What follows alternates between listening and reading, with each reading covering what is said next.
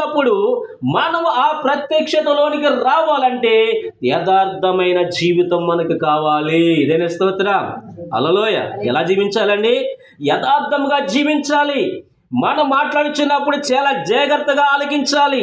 దేవుడు అంటున్నాడు, జీవ మరణములు నాలుక వాసములో ఉన్నవి. హల్లెలూయా.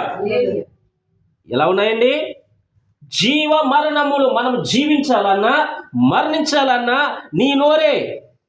అందుకే నీకు అవయవములకు దేవుడు నోరు పెట్టాడు కానీ, నాకు అవయవములకు దేవుడు నరాలు పెట్టాడు కానీ నాలికకు మాత్రము దేవుడు నరము పెట్టలేదు. హల్లెలూయా.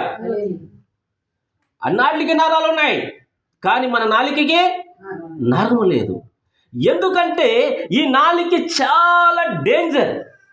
మన యొక్క నాలిక చాలా డేంజర్.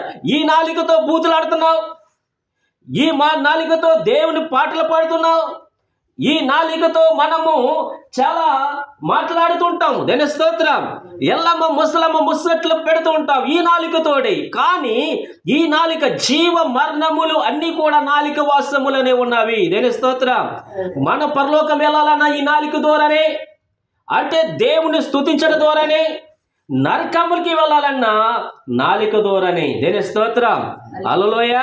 జీవ మరణములు మనన్నీ కూడా మన యొక్క స్వాధీనములోనే ఉన్నవి. దేని స్తోత్రం.